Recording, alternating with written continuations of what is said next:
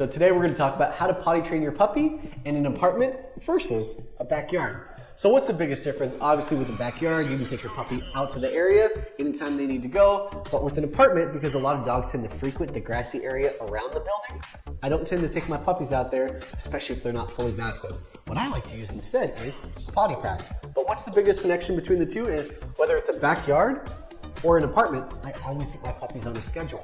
I start implementing structure, whether that means creating for a little bit, giving an opportunity for a potty, giving some free time, and then kind of just rinsing and repeating that cycle all throughout the day.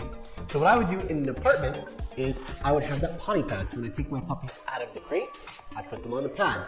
I give them a few minutes to go, and then I'll give them a little bit of free time. The biggest difference between an apartment and a home with a backyard is you can take a puppy from the inside the home straight to the backyard, give them a few minutes and bring them in.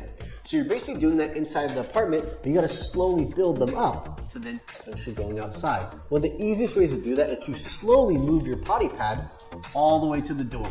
Once you get to the door, then you're going to start eliminating that potty pad, and instead of putting the pad down and put your puppy on the pad, you'll get them to the door, pick them up, and carry them downstairs. An older dog can probably walk. If you still have a younger dog just hit 4 months old and has been using the pad up until this point, you're moving them to it, I would always carry them, especially if you have a huge walk from your apartment down to the ground level where your potty area is, because they're more likely to have an accident from there to the potty area. It's just easier to avoid it, plus you don't want to be cleaning the potty accident in your hallway.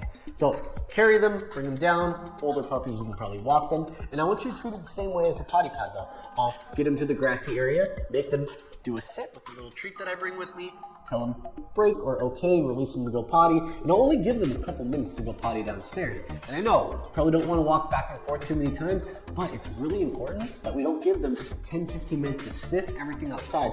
This is a job, this is a task. They're out there for one thing and it's to go potty. Otherwise, they're always going to try to sniff for the long period of time. So short window, give them a chance to go potty. If they don't do it, pick them up, take them back inside, back to the crate or the playpen though. You don't want them roaming around, they'll have an accident. And then after a few minutes of being in the playpen or the crate, usually about 5 to 10 minutes for a younger dog, 10 to 15 minutes for an older dog, I'll take them out and I will absolutely carry them downstairs for the second time. Because now they still have to go potty, they got distracted the first time, and they might have an accident on the way down there. Get them outside, put them down, they go potty, good job, give the treat if you want to, and then bring them back inside, and then they get their free time. So there's a lot of similarities between having a backyard and having an apartment. The whole end goal is that they go potty on command outside, and then eventually come back inside.